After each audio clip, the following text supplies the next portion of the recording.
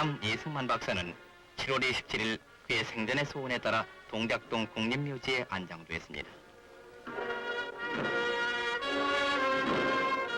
이 박사 이후에는 아침 8시 이 화장을 떠나 3군 의장대에 의해 운구됐는데, 지난날 대통령 직후로부터 하야하던 날과는 달리 이날의 이화동 거리에는 수많은 시민들의 울음이 구슬프게 울려 퍼졌습니다. 90평생 조국을 위해 바치고 한국 근대사의 거대한 발자취를 남긴 고 이승만 박사 이후에는 상주 이인수 씨와 호상 변영태 씨 등 수많은 시민들이 뒤를 따랐는데, 720명의 소복한 남녀가 집렬한 장례 행렬은 광화문 거리에 이르렀습니다. 해마다 고인의 탄신을 경축하던 광화문 거리에는 예나 다름없이 많은 시민들이 모여들었건만 이제는 묵묵히 고인을 장송했습니다.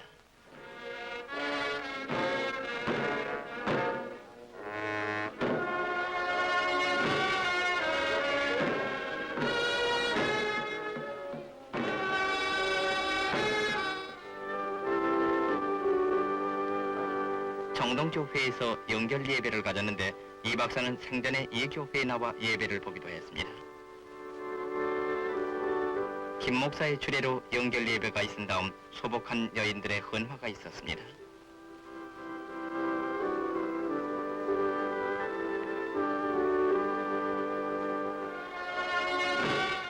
연결 예배를 마친 이 박사 이후에는 573개의 만장을 앞세우고 100만 인파의 장송을 받으면서 동작동 국립묘지로 향했는데, 원구 행렬은 1km나 뻗쳤습니다.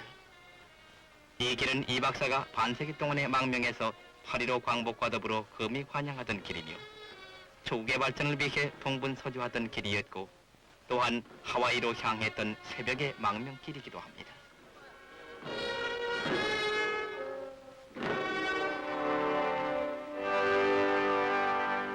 무려 7시간의 도보 끝에 이후에는 4시 45분 동작동 국립묘지에 이르렀습니다.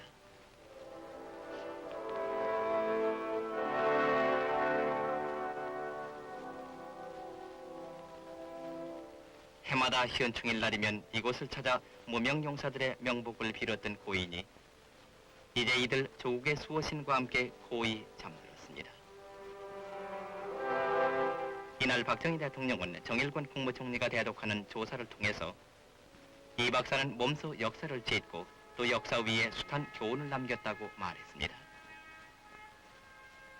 5시 40분 연결식에 이어 이 박사 이영구는 한강수 굽어 보이는 공작봉 유택에 하관되어 그리웠던 조국 땅에 영면하게 되었습니다.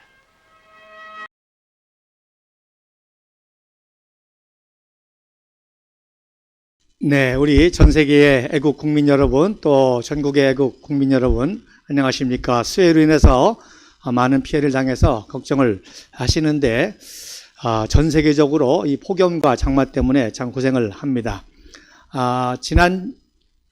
지난주는 국부 이승만 박사의 제58주기 서거를 맞이해서 장례식에 관한 그런 영상과 함께 사진 설명을 해드려서 역사 이야기를 했고요. 그러면서 이제 수해가 얼마나 국민의 생활에 밀접되어서 얼마나 중요한 일이고 그 수해를 대책하는 일이 얼마나 중요한지를 우리 박정희 의장의 수해 방문 사건을 통해서 말씀을 드렸습니다. 그래서 오늘도 이제 지난주 영상에서 못 본 거 국부 이승만 박사의 장례식 영상과 함께 그 다음에 박정희 대통령 각하의 이제 혁명 이후에 대통령이 되어서 추산치수의 그러한 역사를 같이 살펴보도록 하겠습니다. 오늘도 지금 우리 동지들이 조원진 대표님과 함께 예천에서 수해 복구 작업을 하고 있습니다. 말씀드린 대로 이 자연재해로부터 국민의 재산과 생명을 보호하는 것은 국가 지도자의 최고의 책무입니다. 자, 어쨌든지 간에 이제 말씀드리고 이제 먼저 지난주에 이어서 국부 이승만 박사의 장례식에 대한 설명을 좀 드리도록 하겠습니다. 국부 이승만 박사께서 얼마나 위대하셨는지 장례식 모습을 통해서도 우리가 볼 수가 있습니다. 여러분 지금 초기 화면을 보고 계신데 거기에 세 가지 존영을 제가 게시했습니다. 맨 왼쪽이 바로 1920년 5월 달에 워싱턴 DC에서 상해 임시정부 초대 대통령으로 추대되고 찍은 최초의 존영이 되겠습니다. 그리고 가운데 있는 사진은 1955년도에 공식적으로 독일 사진 작가를 통해서 최초의 공식 존영을 촬영한 것입니다. 이 존영을 전국 관공서라든지 이 학교에 이제 게시를 했고, 그래서 1년 후에 이제 화가가 칼라로, 그 당시는 이제 칼라 사진이 없었지 않습니까? 그래서 칼라로 초상화를 그린 게 되겠습니다. 그리고 오른쪽이 1960년 3월 26일, 즉 국부 이승만 박사의 85회 생신이죠. 3.15 부정선거가 부통령에 대한 부정선거가 말씀드린 대로 대통령은 무투표 당선이 되어서 제4대 대통령이면서 85회 생신 기념으로 촬영을 네 분께서 하신 것입니다. 그런데 그 이후에 이제 4.19 학생의거입니다. 4.19 혁명이 아닙니다. 4.19 학생의거가 일어나서 이제 이승만 박사께서 사태의 책임을 지시고 하야를 하시고, 그러므로 말미암아 4대 대통령직을 하야한 거가 되겠죠. 그래서 그 세 가지 모습입니다. 그래서 이거조차도 정말 위대한 지도자의 모습입니다. 즉 자기가 직접적인 책임이 없지만 이기붕이라고 하는 자유당 자기 부하의 책임으로 말미암아 그런 부정선거가 왔고, 학생들이 소요로 다치게 되자 학생들을 칭찬하면서 스스로 권력을 이양하는, 그야말로 건재해서 물러나는, 인류 역사상 이런 권력자가 없었죠. 그 어떤 권력자가 자기 임기가 마치기 전에 스스로 하야를 합니까? 자, 그래서 이승만 박사의 이제 그 장례식 영상을 사진을 하나씩 보면서 말씀드리겠습니다. 자, 그다음 사진은 우리가 지난주에 잠깐 뵀습니다만은 이제 65년도 7월 19일 날 월요일 날 새벽 1시에 이제 하와이 마우라니 요양원에서 소천했다는 소식을 듣고 양자 이인수 박사가 이제 차에 내려서 방문하는 그런 사진이고요. 이제 고국에서도 박정희 대통령 각하께서 제5대 대통령 된 지 2년 차입니다. 3년 차입니다. 그런데 국부의 소천 소식을 듣고 최초의 영수회담을 하죠. 그래서 지금 우리 조원진 대표님께서 국민 민생을 위해서 영수회담을 해라.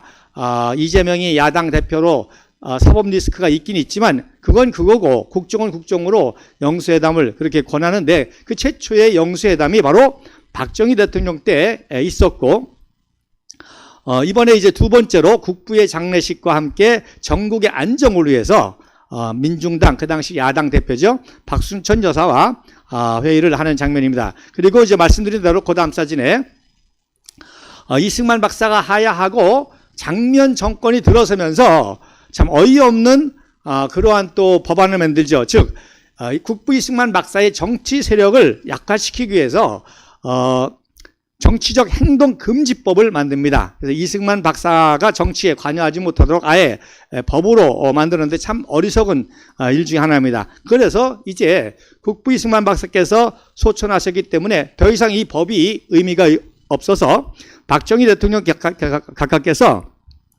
국무회의를 통해서 정식으로 이 정치 금지 행동을 해제하는 법안을 결의하는데, 그 제안 이유가 아주 중요합니다. 이승만은 한일 병탄 이후에 해외에 망명하여 우리나라 독립운동에 반생을 바쳤으며 건국 후에는 초대로부터 3대에 이르기까지 근 12년에 걸쳐 우리나라 대통령으로서의 국가 기반을 닦고 반공체제 확립에 이바지한 공헌이 지대하며, 특별히 이게 또 중요하죠. 5.16 혁명 후에는 수성, 한성, 그다음에 하와이를 한문으로 이렇게 표시를 했는데 병상에 누워 심하면서도 우리나라의 발전과 혁명 과업 수행에 정식적인 고문을 하는 등 공헌이 지대함을 인함이라 그랬습니다. 그래서 많은 분들이 한간에 이승만 박사와 박정희 대통령의 갈등을 얘기하는데, 여러분 박정희 대통령의 추종자들과 국부 이승만 박사의 추종자들 사이에서의 개인적인 감정과 갈등이 중요한 게 아니라 역사적인 게 중요합니다. 이것만 보더라도 국부 이승만 박사 박정희 대통령의 관계를 알 수가 있습니다. 자, 그럼 그 다음 사진 한번 보세요. 그 다음 해에 장면 내각 정권을 이루었던 장면 총리가 소천했습니다. 거의 1년, 딱 1년 만에. 역시 장면 내각 정권이 물러나면서 5.16 혁명으로 말미암아 그때 역시 혁명 정부에서는 똑같이 장면, 그러니까 자기가 한 대로 그대로 받았죠. 장면 정치행동 금지법을 발의한 겁니다. 근데 역시 장면 전 총리가 소천하니까 이것이 의미가 없어서 그때도 결의한 결의문인데 뭐라고 그때는 결의했는 거 아니? 장면은 건국 후에 유엔 총회 한국 수석 대표, 초대 주미 특명 정권대사, 부통령, 국무총리 등을 역임하면서 우리나라의 민주체계의 확립과 국가 발전에 크게 공헌하였으며, 이건 역사적으로 그대로 맞죠? 자, 혁명에 관해서는 5.16 혁명 후에는 은인 자중하면서 혁명 과업 수행에 음양으로 이바지한 공헌이 다대함을 인합니다. 그래서 음양으로 막연하게 공헌했다고 하는 것으로 이승만 박사와 큰 차이를 볼 수가 있고, 그 다음에 왼쪽에 장례식 사진이거든요. 보세요. 규모가 거의 10분의 1 정도가 차이가 납니다. 그래서 똑같이 대형 태극기 여전사들이 선두에서 인도하고 또 영정을 인도하고 만장이 따르는데 거의 모든 게 10분의 1 정도의 수준입니다. 자, 그러면 그 다음 사진에 보면 지난주 보셨던 것처럼 이제 국부의 유해가 김포공항에 도착해서 봉영식을 하죠. 그래서 봉영식 재단 위에서 여학생이 태극기를 장식하고 꽃을 장식하는 모습입니다. 이때 바로 박정희 대통령께서 최고의 예우를 하죠. 즉 모든 삼부 요인을 다 총동원해서 유해를 영접합니다. 그래서 삼부 요인이 하면은 이제 대법원장 조진만, 또 국회의장, 그리고 여당 야당 대표, 또 내각, 또 주한예교 사절단, 유엔군 사령관 관계자들이 총동원 되었습니다. 이 대법원장 조진만은 우리 조원진 대표님과 같은 배천조 씨고 1925년에 바로 조선인 최초로 일본 그 고등문과라 그러죠. 요즘 말로 말하면 이제 사법고시인데 역시 이제 그 당시에도 행정고시, 외무고시, 사법고시와 같은 그런 과가 있으면 행정과, 사법과, 또 외교과가 있었는데 바로 행정과로는 이창관이라는 분이 이제 1923년도에 최초였고, 바로 가장 어렵다고 하는 사법과는 조진만 대법원장이 그 당시 1925년도에 최초로 한 그야말로 천재죠, 천재. 자, 그래서 쭉 이제 앞에 도에 있는데 제가 다 해석하기는 거기에 나이를 다 이름을 적었습니다. 그래서 오양 허정 내각수반, 그리고 그 옆에 있는 분은 제가 잘 기억을 못하겠고, 또 재헌국회 기도했던 이은영 목사, 또 국회부의장 나영근, 장경순 이렇게 되어 있습니다. 자, 그 다음 사진에 이제 바로 이화장의 유해를 안치해서 최초로 국부 이승만 박사의 유해가 공개되는 모습입니다. 그래서 관에서 뚜껑을 열어서 이인수 박사가 모습을 보여주는데 바로 하와이에서 염울한 그런 박사의 모습입니다. 자, 그 다음 사진이 이제 이화장에서 문상을 받는데 바로 이때 요 영정 사진은 1948년 5월 10일 날, 즉 재헌국회 선거 때 이승만 박사가 이화장에서 기자회견하는 그런 아주 젊었을 때의 모습이 되겠죠. 거의 그러니까 한 10년 전 모습이 되겠죠. 그리고 이제 갑자기 이제 조국에서 상을 당하니까 이걸 준비를 하니까 여러 가지 사진 중에 이 사진을 이제 전용으로 사진했고요. 그 다음 사진에 보면 영정을 사정했고, 그 다음 사진에 보면 이제 밖에도 여러 가지 장식을 했는데 바로 가운데 있는 사진 아까 보셨죠? 바로 1960년도 3월 26일 날 제4대 대통령 무투표로 당선되고 생일 때 두 네 분이 촬영한 사진이고, 왼쪽에 있는 조그만 사진은 이게 바로 최초의 존영입니다. 즉 초대 국회의장, 1948년 5월 30일 날 초대 국회의장이 되고 그때 촬영한 최초의 존영이 되겠습니다. 그때는 이제 아직 그 대통령을 선출하기 전이니까 국회의 의장으로서 그 사진을 이제 이렇게 기록해 놨습니다. 자, 그래서 아까 이제 여러분 그 초기에 장례식 영상을 보셨죠? 그 영상을 이제 제가 사진과 함께 쭉 설명을 좀 해드리도록 하겠습니다. 자, 그 다음 사진에 이제 보시면, 여러분, 이화장에서 운구가 출발하는데 맨 앞에 명정이라고 그러죠? 명정이 나가는데 이 명정은 누가 썼느냐? 바로 소전 손재영 서예가가 쓰셨고 대통령 전주 20지구라고 하는 그런 한자입니다. 바로 이 소전 손재영 선생이 박정희 대통령 각하의 서예 스승이십니다. 이승만 박사가 서예에 능통했을 뿐만 아니라 문화예술 모든 분야에서도 기초를 세우셨고 요즘으로 하면 국전이라든지 이런 걸 다 하셨을 때 바로 소전 손재영 선생이 서예 부분에서는 아주 최고의 지도자로 이승만 박사가 키웠는데 그분이 명정을 쓰셨습니다. 그리고 오른쪽에 이제 이화장에서 나와가지고 종로 쪽으로 나가는 모습인데 대형 영정이 보이죠? 대형 영정.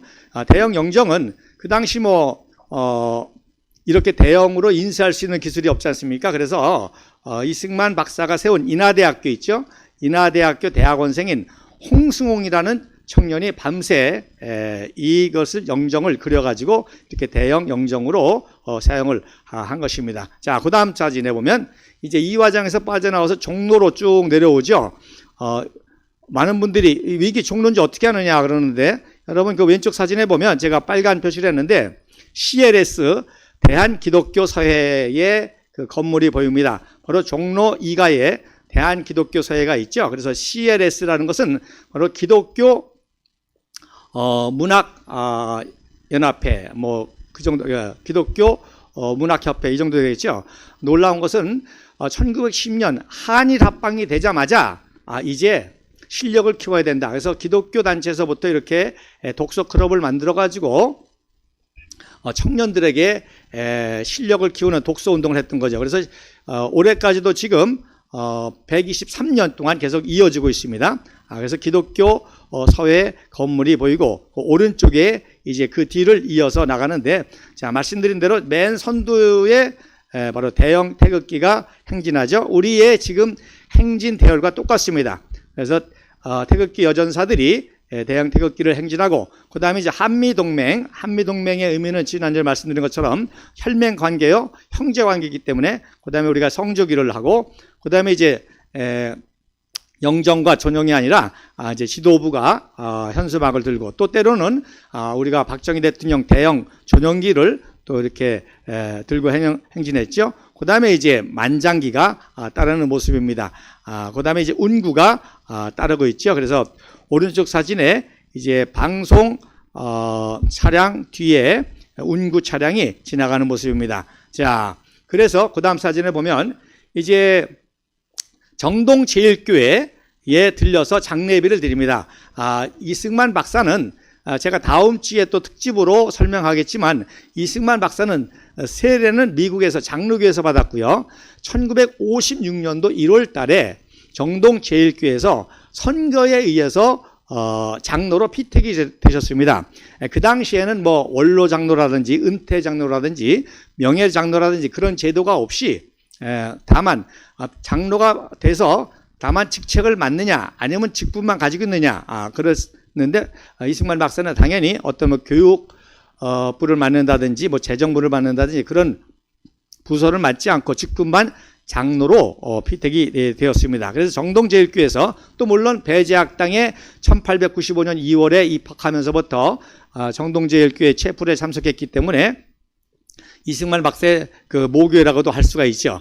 거기서 장례비를 드릴 때 특별히 미국의 상원 원목인 프레드릭 해리스 목사가 그 당시에 82세인데 오셔가지고 직접 장례 때 추모사를 하는 모습이 되겠습니다. 그래서 왼쪽 사진에 보면 정동제일교회 그 재단이 보이고 내부가 보이고 강대상에서 추모사하고 오른쪽에 이승만 박사의 영정인데 이때 영정이 바로 1955년도에 촬영한 공식 영정입니다. 그리고 오른쪽에 해리스 목사님이 한참 활동하실 때, 즉 이승만 박사의 독립운동부터 그리고 건국, 구국, 한강의 기적에 이를 때까지 이승만 박사가 그야말로 하야하실 때까지 대한민국 사회 각 분야에 이 해리스 목사가 아주 치대한 공헌을 합니다. 즉 트루먼 대통령과 아이젠하워 대통령 때도 상원 원목이었기 때문에 자 1949년부터 1969년 약 20년 동안을 미국의 상원, 하원과 상원이 있는데 상원 결국에 이제 의회 전체 목사를 역임하는데 했으니까 뭐 역대 대통령 루즈벨트 트루먼 대통령 때부터 포드 대통령 이르기까지 닉슨 대통령 이르기까지 하신 분이죠. 그래서 특별히 이제 트루먼 대통령과 아이젠하워 대통령에게 국부이승만 박사의 그 견해를 이렇게 또 정책이나 이런 것들을 이제 도와주는데 결정적인 역할을 한 분이 바로 이 프레드릭 해리스 목사이기 때문에 그리고 또 독립운동 때는 이 워싱턴의 파운드리 감리교회라고 여기를 담임하고 있었거든요. 그래서 그 교회를 출석했기 때문에 또 이승만 박사와는 아주 절친한 그런 친구라기보다는 좀 그렇죠 후배 동생과 같은 아주 그런 관계로 이렇게 장례식에 추모를 한 영상이 되겠습니다. 자, 그 다음 사진에 보면 이제 장례 예배를 마치고 10시경에 장례 예배를 마치고 이제 11시경에 출발하는데 동작동 국립묘지까지는 그 당시는 이제 국군묘지였었는데 박정희 대통령께서 이승만 박사는 군인이 아니잖아요. 그런데 모시기 위해서 국립묘지로 승격시켜서 대통령을 모신 거죠. 그래서 약 11km가 되는데 이 11km가 되는 거리를 거의 약 7시간에 걸쳐서 행진을 했고요. 놀라운 거는 그 당시 서울시 인구가 350만이었습니다. 1965년도 당시 서울시 인구가 350만이었는데 100만 명의 인파가 참석을 했습니다. 그러니까 뭐 어린이 노약자 빼고는 거의 참석했고 빨갱이만 빠지고 다 참석했다는 얘기죠. 물론 이제 빨갱이도 이렇게 구경하려고 이렇게 몇몇 사람은 참석할 수 있겠지만 여러분 어마어마하죠. 서울 인구의 3분의 1 그러니까 노약자 어린이 빼고는 거의 가정을 뭐 한 사람 지키고 다 나왔다고 볼 정도고 그 다음에 이제 박정희 의장께서 혁명을 할 때는 250만이었습니다. 250만이 결국 5년 만에 100만 명이 늘어난 엄청난 이제 그 경제 성장이라든지 이런 것들을 또 볼 수 있는 인구의 증가로 볼 수 있는 그런 장면입니다. 자, 어쨌든지 간에 장례 행렬만 1km입니다. 그러니까 태극기에서부터 맨 끝에 장례 행렬만 1km고 말씀드린 대로 350만 서울 인구 중에 100만 명의 인파가 참석을 했고 그리고 정 11km를 7시간에 걸쳐 갔다는 것입니다. 자, 그 다음 사진 보시죠. 이제 뭐 시청을 빠져나오는데 그 대한문을 거쳐서 빠져나오는데 바로 이게 운구 차량입니다. 운구 차량 위에 또 대형 태극기를 이제 장식을 했고 차량이 이동하지만 그래도 운구원들이 흰 소복을 입고 앞에서 또 뒤에서 끌고 미는 그런 모습이 되겠습니다. 자, 남대문에서 서울역으로 진입하는 모습인데 그 다음 사진 보면 어마어마하죠. 지금 남대문에서 이제 돌아가지고 서울역 쪽으로 갑니다. 그래서 제가 서울역을 빨간 박스로 표시를 했습니다. 우리 집회 장소가 있는 서울역 쪽으로 지금 가고 있죠. 그럼 그 다음 사진에 보면 이제 남대문을 빠져나와서 서울역을 지나는 장면입니다. 운구 행렬이죠. 자동차의 운구. 국부 이승만 박사 유해를 실은 운구차가 이제 남대문에 빠져나와서 지나가는 모양인데 뭐 전 인도와 차도를 다 채웠고 모든 건물 옥상마다 건물 창문마다 사람들이 다 나와서 봤죠. 자, 그 다음에 이제 드디어 한강교를 이제 건너는 모습입니다. 예, 한강교 다리 보이시죠? 그래서 태극기 여전사가 맨 앞에서 그리고 영정이 홍승홍 대학생이 그린 영정을 한강을 도하는 그런 장면이 되겠습니다. 자, 그러면 이제 국립묘지에 도착을 했죠. 국립묘지에 도착한 상황은 어땠는지 외국인 기자가 찍은 영상이 1분짜리 영상이 있어서 한번 좀 보도록 하겠습니다. 국립묘지 연결식 장면 모습 영상을 한번 보도록 하겠습니다. 요거는 소리가 없습니다. 제가 보면서 설명을 좀 드리도록 하겠습니다. 예. 이게 이제 현충문 앞에 어마어마하게 모인 거죠.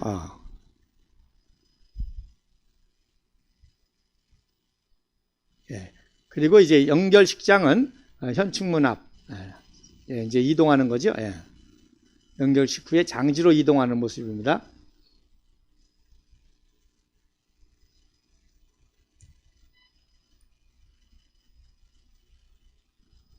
장지에서 이제 하관식을 또 하게 되죠.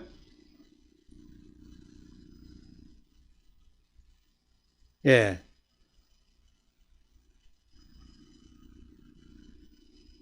자, 그러면 아까 보신 영상을 보다 자세하게 사진으로 이제 보면서 제가 설명을 또 해드리도록 하겠습니다. 예. 자, 4시경에 국립묘지 연결식장에 도착한 모습입니다. 그래서 오른쪽에 운구 차량이 보이죠? 그래서 쭉 운구해서 왼쪽에 보이는 게 바로 현충문입니다.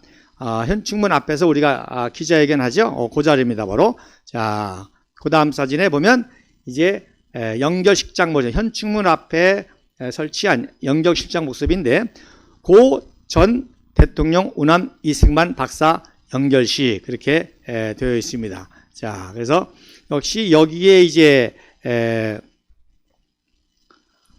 여기서는 이제 영정을 말씀드린 대로 1955년도 그 전형을 사용했습니다. 자, 그 다음 사진에 이제 연결식을 마치고 장지로 올라가는 모습입니다.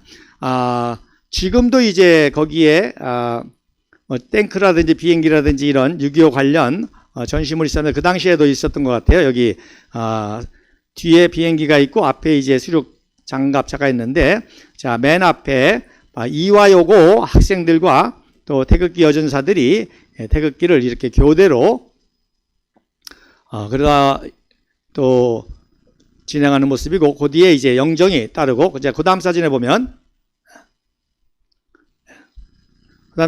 이제 그 뒤에 운구 행렬이 올라가죠. 자, 운구 행렬이 올라가는데, 운구 행렬만 720명의 소복을 입은 남녀 청년들이 했습니다. 그래서 배제학당과 이화여고 학생들이 이렇게 720명이 운구를 했고요. 그 다음 사진에 보면 이제 우리가 이제 가끔 행진하죠.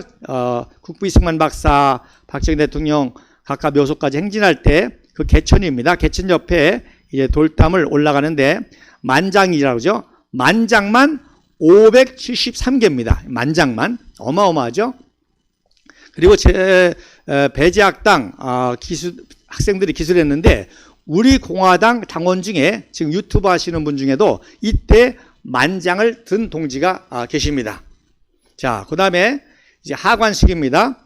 천막을 쳐놓고 이제 그 밑에 하관식을 하는데, 빨간 원 표시가 바로 벤프리트 대장이 되겠습니다. 그리고 그 옆에 이제 철기 이범석 장군이 있는 모습인데 잘 눈에 안 보이죠?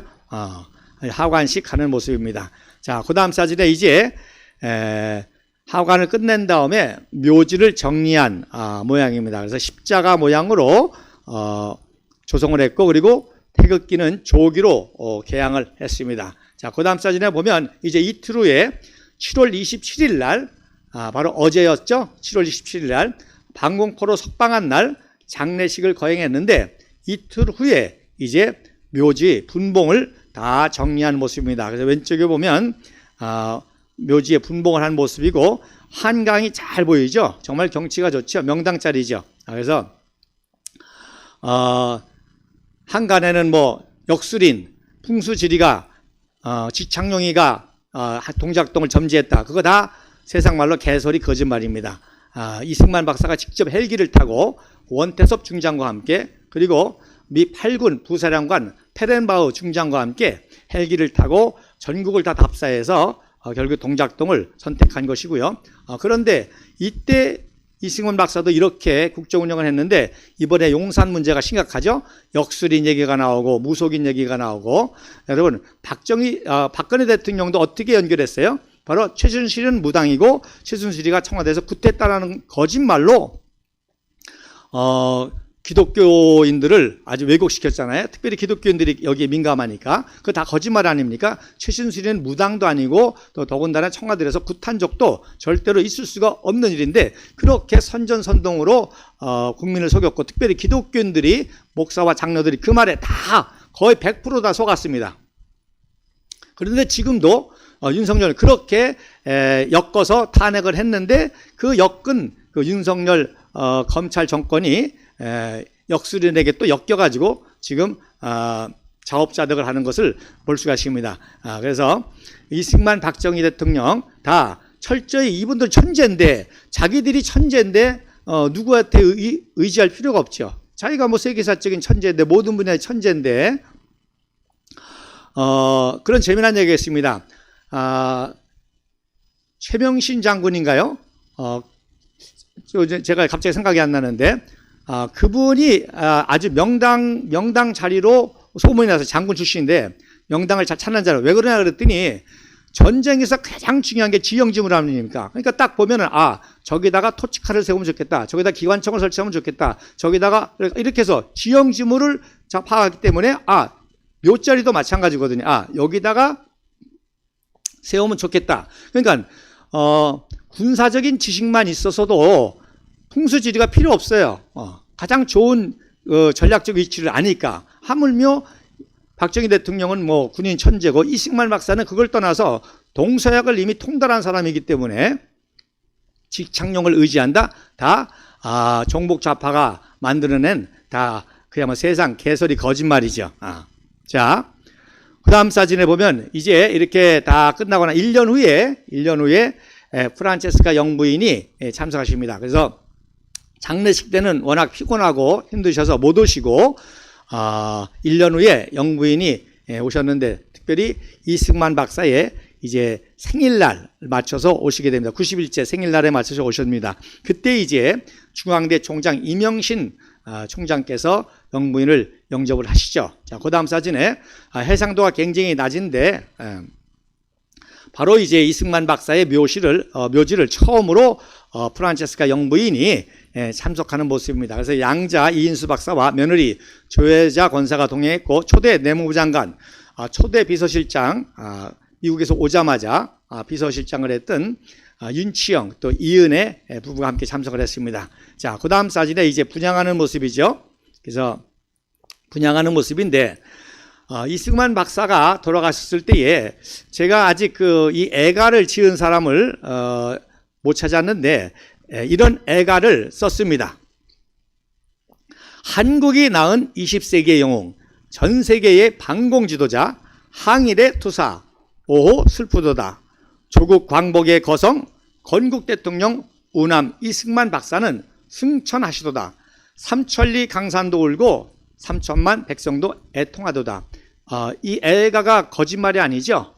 정말 세계사적인 그런 업적이고 또 정말 아까 보신 것처럼 서울 시민 정도가 아니라 전 국민이 다 애통한 그런 모습을 볼 수가 있습니다. 자, 그 다음 사진에 이제 프란체스카 영부인과 뒤에 이제 서 있는 분은 이제 모윤숙 여사입니다. 다 건국의 공신들이죠. 부장하는 모습이 되겠습니다. 그 다음 사진 이제 마지막 장례 사진이 되겠습니다. 이제 분향하는 모습인데 여러분 분향단 오른쪽에 뭐가 보이죠? 이게 바로 성냥입니다. 성냥. 이게 유엔표 성냥인데 그동안 그 당시 상황을 이해할 수가 있습니다.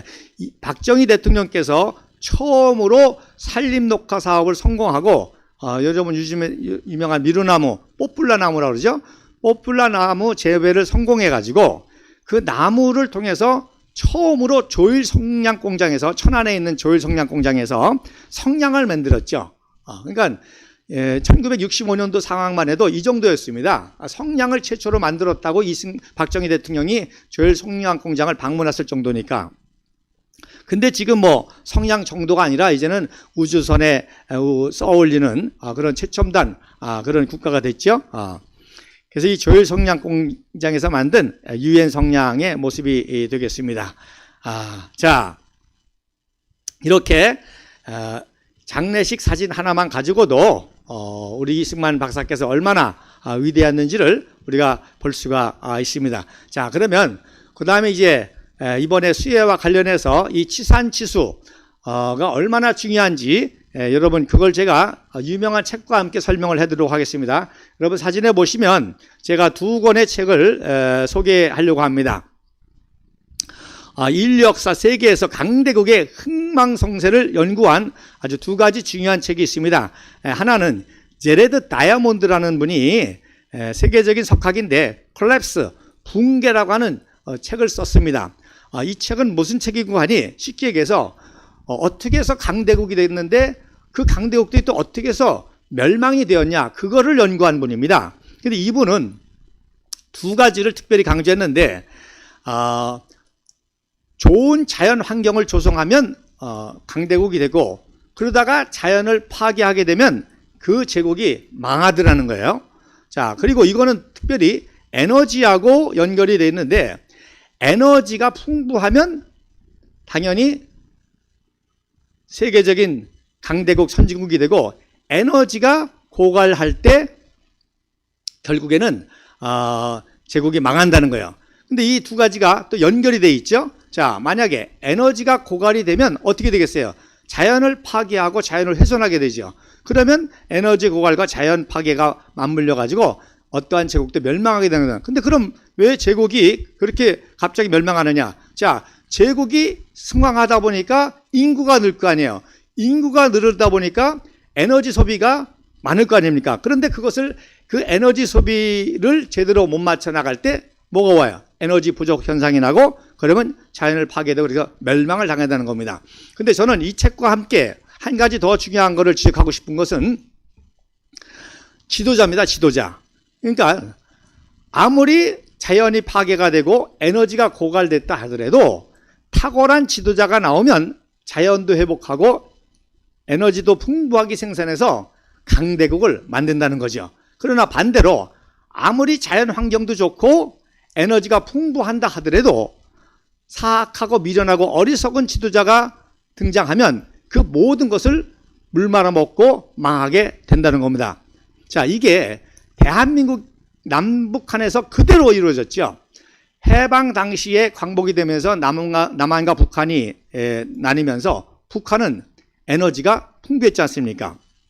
수풍발전소 말씀드린 것처럼 모든 수력발전소가 다 거기 있었고 자연 그 자원이 풍부했고 그래서 엄청난 금강산, 뭐 태백산, 중강산, 백두산 그리고 개마고원 뭐 산림이 풍부했고 모든 게 풍부했습니다.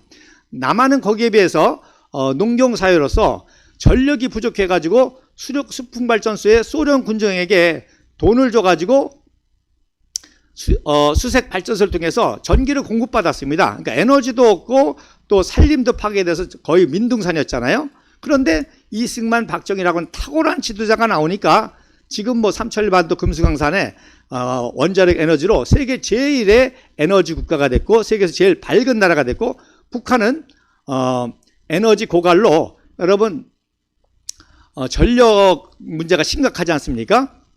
그런데도 평양에 밤에도 모든 전력이 다 끊어졌는데 김일성, 김정일 초상화에만 이 빛을 비치는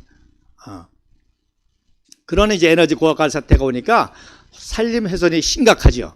그래서 사실 제가 이 자유통일을 하루속히 빨리 해야 되는 이유 중에 하나도 자연 파괴입니다. 다른 인프라는 쉽게 우리의 기술로 쉽게 복원이 되지만 이 자연이라는 거는 그렇게 쉽게 해석이 되는 거 아니잖아요. 더 이상 늦췄다가는 심각한 자연 훼손으로 회복이 힘들 정도가 되기 때문에 바로 우리 공화당이 하루속히 집권해서 자유통일을 이뤄서 이 산림 녹화를 시작을 해야 될 것입니다. 자, 그 다음에 이 책이 2005년도에 나왔고요. 그 다음에 2007년도에 에이미 추아라고 하는 대만계 여성학자인데 예일대학교에서 정치학 박사를 한 사람인데 Day of Empire 2007년도에 이 책을 이 책의 또 주제도 뭔고 하니 강대국의 흥망성쇠입니다. 어떻게 하이퍼 파워, 슈퍼 파워보다도 더 큰 게 하이퍼 파워거든요. 그래서 어떻게 하이퍼 파워 초강대국이 일어났고 그런데 그 강대국이 영원히 지속되는 게 아니잖아요. 망했단 말입니다. 아수르, 바벨론, 로마, 그리스, 스페인 제국, 대영 제국. 대영 제국은 해가 지지 않는 나라라고 했던데 그 무너졌지 않습니까? 그리고 오늘날 이제 중국이 제국이라고 까불고 있는데 역시 무너지고, 일본 제국 무너지고, 미국 제국 하나가 지금 간당간당 하는 그런 상태인데, 그래서 어떻게 이렇게 하이퍼 파워 국가로 성장을 했고, 또 어떻게 어느 순간에 왜 망했느냐를 연구한 책입니다.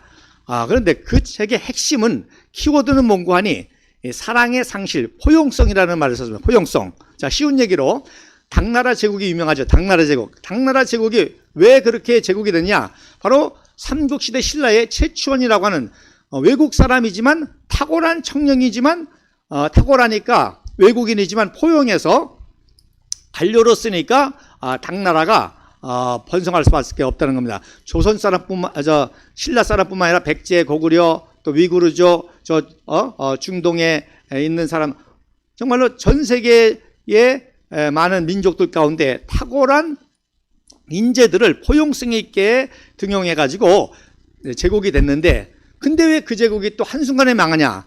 그래서 제국이 되다 보니까 여러분, 우리나라 탄핵과 같은 사태가 왜 일어났어요? 기득권층 때문에 일어나요. 기득권층이 자기 기득권을 보호하다 보니까 뭐가 사라져요? 포용성이 사라지기 시작합니다. 자기 기득권 지키기 위해서 최치원 쫓아내고, 또 기득권 지키기 위해서 이재수 장관 검찰 조사하다가 자살시키고, 이렇게 해서 포용성을 상실하다 보니까 이 기득권주의에서 그 제국이 무너지는 겁니다. 그래서 탄핵 사태를 우리는 조원지 대표님과 함께 우리 그냥 심각하게 보는 겁니다. 이거는 지금 기득권 양당 정치에서 사법 기득권, 검찰 기득권, 정치 기득권, 언론 기득권, 학문 기득권, 이 모든 기득권층들의 이런 이기주의에 의해서 사회의 포용성이 상실했기 때문에 망할 수밖에 없다는 거죠. 그런데 안타까운 것은 저는 여기에 더 중요한 한 가지 요소가 있습니다. 뭐냐? 정의와 진실이죠. 정의가 무너지면 어떤 사회든지 망합니다. 정의가 있을 때 그 정의 위에서 평화와 발전이 있죠. 그리고 진실입니다. 거짓이 난무할 때 무너집니다. 대한제국이 멸망할 때도 거짓으로 멸망했고, 또 모든 제국들이 거짓과 정의와 진실이 사라질 때 그래서 사랑과 정의. 그래서 에이미 츄아는 이 포용성만 가지고 분석을 했는데, 저는 그 모든 제국의 흥망성쇠를 이 정의와 진실로도 풀어나갈 수가 있습니다. 자, 어쨌든 이 놀라운 학자들의 얘기가 광복 이후 남한과 북한, 대한민국과 북계를 통해서 역사적으로 완전히 증명이 됐죠. 그래서 말씀드린 대로 남한은 에너지 고갈과 완전 민둥산인데, 지금은 탁월한 지도자를 통해서 에너지와 자연 산림 회복을 회복했고, 북한은 그 풍부했던 자원이 다 고갈돼 가지고 산림 훼손까지 오는 최악의 경우가 왔는데, 그게 뭐냐? 딱 하나입니다. 탁월한 지도자 이승만, 박정희의 지도력과, 그리고 그 체제죠. 여기 하나 더 중요하다고 한다면 체제입니다. 시스템. 그래서 좋은 시스템이니까 발전하죠. 나쁜 시스템이니까, 공산주의 시스템이니까 망하는 거죠. 근데 놀라운 거는요, 이것도 또 지도자와 연결되어 있습니다. 아무리 시스템이 나빠도 지도자가 탁월하면 강대국이 됩니다. 근데 아무리 시스템이 좋아도 지도자가 어리석으면 바로 망하는 거죠. 그러니까 지금 우리나라가 그걸 겪잖아요. 가장 좋은 자유민주 시스템을 만들었는데, 바로 어리석은 지도자들을 통해서 이 시스템이 붕괴되고 망하고 있는 것이죠. 말씀드린 대로 또 이승만, 박정희 대통령 각하 시절에는 참 어려운 환경이었지만, 바로 미국과 같은 자유민주주의 시스템, 그리고 선진 시스템을 계속 도입해가지고 오늘날 한강의 기적을 이뤘는데, 인류 역사상 유일무이하죠. 70년 만에, 그것도 전쟁, 일제 식민지 36년, 또 전쟁의 폐허 만에 이런 한강의 기적을 이뤘다는 것은 인류 역사상 초유의 사건인데, 이 한강의 기적이 어리석은 지도자들과 기득권층과 정의가 무너지고 진실이 사라지는 가운데 위기가 닥쳤기 때문에 우리 국민들이, 그래서 우리 조원진 대표, 우리 공화당의 말에 귀를 기울이고 여러분이 지지를 해주셔야만 이런 놀라운 역사를 회복할 수가 있는 것입니다. 자, 그 다음 사진에 보면 이제부터 본격적으로 이 치산치수가 얼마나 중요한가. 이 국가 지도자에게는 국방안보, 또 경제발전, 사회안전망, 또 인재양육 등등 여러 가지 중요한 리더십이 필요하지만 제일 중요한 게 치산치수입니다. 즉 자연의 재해로부터 국민의 생명과 안정을 보호하는 것이죠. 그러니까 아무리 지금 여러분 미국 같은 나라도 최고의 선진국을 이뤘지만 뉴욕의 그 맨하탄이 허리케인으로 완전히 쑥대밭이 되지 않습니까? 허리케인으로 인해서 블랙아웃, 정전사태가 일어나가지고 또 일본이 얼마나 선진국입니까? 그런데 후쿠시마 원전 사태로 완전히 원전 문제로 아주 그냥 골치를 앓는, 즉 제일 중요한 국가 지도의 책무는 바로 치산치수, 자연 대비를 잘 하라는 것이죠. 놀라운 사실은 BC 2800년에 테오보키가, 즉 우리 단군의 자손이 황하강 유역을 이주해가지고 그 중국인에게 처음으로 법치주의, 또 한자, 또 농사법, 또 아까 성냥 얘기했지만 이제 부싯돌을 사용하는 불의 사용, 또 의술, 약품, 의약품 이런 것들을 전수했습니다. 그래서 지금도 중국인들이 최고로 숭앙하는 신이 태오와 복희 신인데, 태오와 복희는 신이 아니라 바로 우리 한민족 단군의 후손의 사람으로 그런 일을 가서 해준 것이죠. 이 중요한 게 뭐냐? 바로 치산치수를 가르쳐 준 것입니다. 화강 유역에 범람하는 물, 가뭄 이런 것들을 치산치수를 가르쳐 줘서 중국을 개발했던 거죠. 자, 1941년도 일제시대 말기입니다. 수원 강교산에 사방공사 완성 기념비가 있습니다. 경기도지사 간조 요시꾼이라고 하는 사람이 기념비를 세운 모습입니다. 오른쪽에. 자, 그러니까 일제시대 때도 치산치수가 식민지지만, 여러분 자기가 관리하는 식민지가 부강해야, 물론 우리를 부강하기 위해서가 아니고 뺏어먹기 위해서지만, 뺏어먹으려면 부강하게 해야 될 거 아니에요. 뭐 농사를 잘 짓게 해야만 쌀이라도 뺏어갈 거 아닙니까?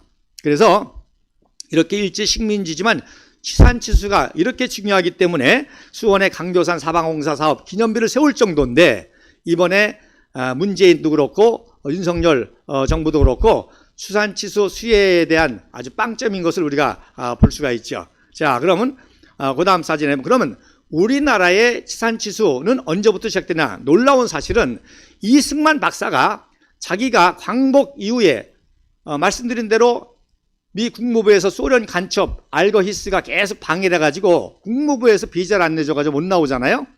그래서 메가더 사령부에게 연락해가지고 이제 메가더 구정기를 타고 오는데, 그러니까 8월 15일 날 해방이 돼도 2달 동안 못 오신 거예요. 근데 그동안에 이승만 박사는 뭐 했냐? 제일 먼저 프랭크 윌리엄스 선교사가 역시 41년도에 추방당했거든요. 추방대가 인도에서 사역을 하면서 광복군을 교육했습니다. 이승만 박사에 의해서 광복군이 조직되고, 바로 인도에서 사역하고 있는 이 프랭크 윌리엄스 선교사, 바로 우리암 선교사가 광복군에게 영어를 가르치고, 우리암 또 선교사 자녀들이 특수부대에다 장교로, 정보장교로 훈련을 시켰는데, 바로 메가더 원수에게 바로 연락해가지고 프랭크 윌리엄 선교사를 농업고문으로 빨리 임명해서 입국을 시키라 해서 이 프랭크 윌리엄스 선교사가 입국해가지고 농업고문을 합니다. 또 놀라운 것은 이 우리암 선교사 아들이 조지 윌리엄스인데 이름이 우광복이에요. 놀랍죠? 그러니까 일제 식민 시대에 태어났거든. 1910년도 한일합방이 된 다음에 우리암 선교사가 왔는데, 오자마자 인천에서 태어난 거예요. 그러니까 우광복이는 인천에서 태어난 거죠. 그리고 이제 평양에서 사역하다가 마지막에 이제 선교사 재산 관리를 다 하고 추방당해서 인도에서 갔거든요. 그런데 이 우광복이는 해군 군의관 중령으로 1945년 9월 8일 날 최초의 미 제24군단 제7사단이 인천항에 도달했습니다. 급하게 왔죠? 준비도 없이 그냥 일단 온 거예요. 소련을 막고자. 그런데 미군이 인천에 도착하니까 막 인천에 있는 많은 기독교인들이 우익 인사들이 막 태극기 성적을 들고 환영을 하면서 막 뭐라고 그러는데 못 알아듣는 거예요. 그런데 그때 우강복 조지 윌리엄스 선교사가 그걸 통역해 주는 거예요. 그러니까 깜짝 놀랐죠. 아니 당신은 어떻게 해군 군인관이 한국말을 잘하냐 그랬더니 내가 인천에서 태어났습니다. 그래서 선교사 자리하니까 잘 알죠. 그래서 하지 군단장의 최초의 통역관이 됩니다. 그러니까 해군 군의관이 졸지에 미 군정청 통역관과 미 군정청의 최고의 정치 고문 역할을 하는 거죠. 아버지는 농업 고문으로 아들은 통역관으로 그게 다 이승만 박사의 인맥이어서 이렇게 된 거죠. 그래서 왼쪽 사진이 우리암 선교사가 평양 죄송합니다. 공주 영명학교에서 사역할 때 그 영명학교 출신들이 바로 그 유명한 조병옥 박사, 그 다음에 또 이 윌리엄스 우광복 선교사 통역을 이제 넘겨주죠. 누구한테? 바로 이명옥 박사. 그게 바로 우리암 선교사 키운 제자입니다. 그리고 이제 정치 고문 역할을 하죠. 그래서 1946년 놀라지 마세요. 4월 5일 날 이승만 박사의 건의로 최초의 미 군정청에서 식목일을 제정합니다. 여러분 소름 끼치지 않습니까? 이승만 대통령 되기 전부터 이미 대한민국을 어떻게 해야 될 거라는 걸 다 구상을 가지고 제일 먼저 한 게 식목일 제정에서 녹화 사업한 거예요. 그 자기가 미 군정청이니까 자기가 직접 못하니까 바로 우리암 선교사를 보내가지고 농업교문을 만들고 또 이승만 박사를 아는 키운 제자들을 군정청에 대거 보내가지고 모든 정치를 이렇게 했던 겁니다. 자, 그럼 그 다음 사진에 보면 1948년 여러분 4.3 사태 아시죠? 4.3 사태 이투로가 뭐예요? 식목일이잖아요. 식목일에 뭐 했어요? 식목일 제3주년에 미 군정장관 딘 소장 6.25 돈낭 때 포로된 이때는 이제 군정장관으로 딘 소장이 남산에만 2만 6천 그루의 나무를 싣습니다. 여러분 사진 죄송합니다. 공짜 하나가 빠졌습니다. 2만 6천 그루의 나무를 딘 소장이 심고 오른쪽에는 전라북도 민둥산에서 식목일을 하는 아니 지금 전국적으로 나라 이렇게 건국도 되기 전에 산림녹화부터 하는데 제주도에서 뭐가 일어났어요? 남로당 선거 방해 폭동이 일어났다는 겁니다. 이번에 4.3 사태 조사한다는데 하세요. 해서 조사해가지고 4.3 사태 관련 있는 사람은 이거는 그야말로 대역죄죠. 이거는 대한민국하고도 관계없는 미 군정청 하에서 한 것이고 유엔의 선거를 반환한 거기 때문에 유엔을 그야말로 유엔 국제법에 해당하는 겁니다. 4.3 사태 관련자들은 유엔 국제법에 ICC에 해당하는 사람이고요. 다만 그 진압 과정에서 희생자가 있다고 한다면은 진압 과정에 희생자가 있다고 한다면 그런 사람들은 보상을 받아야 되겠죠. 그러나 이 지금 남로당 선거 방해 사건에 관련돼 가지고 희생된 민군 거기에는 부역자들도 있고 또 자이든 타이든 김달삼에게 빵 갖다 주다가 총 맞아 죽은 사람도 있습니다. 그 사람이 협박에 있어든지 아니면 공산주의자든지 그거 밝혀내야 됩니다. 그래서 만약에 공산주의자로 부역해서 빵 갖다 주다가 사살당했으면 그건 ICC 기속감이고 협박에 의해서 권총 들고서는 나 갖다 주라 그러니까 내가 할 수 없이 갖다 줘서 죽은 사람이 우리 아버지다. 그건 보상을 받아야죠. 이렇게 조사해야 됩니다. 이것만 봐도 4.3 사태의 본질을 여러분 아셔야 됩니다. 자, 대한민국 국민들은 나무라도 한 그루 더 심으려고 했는데 그래서 이때만 전국적으로 100만 그루를 심습니다. 근데 제주도에는 100만 그루를 심지 못하고 뭐예요? 4.3 사태 때문에 박살이 난 거예요. 나무가 오히려 다 뽑히고 전쟁하는 바람에 요 게릴라들이 산속에 들어가서 다 나무 다 훼손해 가지고 벙커맨 들었겠죠? 빵카맨 들었겠죠? 자, 그 다음 사진에 1951년 4월 5일 여러분 전쟁 나고 1년입니다. 1950년 6월 25일 날 전쟁 나고 1951년도 4월 5일 날 중공군하고 지금 전쟁하고 중공군을 축출할 때 이승만 박사는 산림녹화하신 거예요.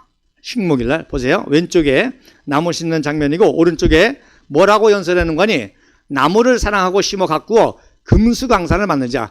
참 대단하시죠? 지금 막 전쟁으로 이강산 저고지가 다 피를 문들고 피와 땀과 눈물을 문들고 폭탄으로 인해서 막 그냥 산이 백마고지가 뭐예요? 울창했던 천리삼각지도 그 산림이 하도 포에 맞아가지고 허옇게 벗어졌는데 그 모양이 백마 모양이다 그래서 백마고지 아닙니까? 그런 상황에 이승만 박사는 나무를 사랑하고 신고 가꾸어 금수강산 만들자. 그래서 산림녹화 사업을 이렇게 했는데 지금도 세계적인 학자들이 한강의 기적을 놀라는 것은 다른 게 아닙니다. 산림녹화 때문에 놀라는 겁니다. 다른 경제적인 발전, 기술의 발전, 이건 얼마든지 시간을 당길 수가 있어요. 일본에서 반도체 사업 30년, 우리는 10년만 할 수가 있고, 미국의 철도 사업 20년, 우리는 10년 만에 KTX도 할 수 있고, 이런 과학 문명이라든지 경제라든지 교육이라든지 이런 거는 충분히 시간 단축이 얼마든지 가능한데, 이번 자연이라는 거는 그렇게 시간을 단축할 수 있는 게 아니거든요. 그런데 놀라운 것은 이거를 70년 만에 완전히 산림녹화를 이루어갔다는 것은 바로 이승만 박사의 이 산림녹화, 그리고 이것을 그대로 계승한 아까 성냥을 최초로 만들었던 박정희 대통령 1965년도에 성냥을 만든 게 얼마나 감격스러우면은 조일 성냥 공장에 참석을 하셨겠습니까? 제가 그때 온양온천 국민학교에서 천안 남성민하고 통학할 때인데, 자, 그 다음 사진에 보면 이승만 박사님이 마지막 하신 거 제가 많이 말씀드렸는데, 원자력 연구원 그 개소식 공사장 하는 거, 또 부산 군수기지 사령관 이승만 박사, 박정희 대통령, 박정희 소장 임명한 거, 그 다음에 아이젠하워 방안을 준비해서 국제호텔이라든지 조선호텔 호텔을 이렇게 점검한 거. 여러분, 호텔 사업이 왜 중요한지 말씀드렸죠? 선진국의 꽃은 뭐예요? 관광사업이거든요.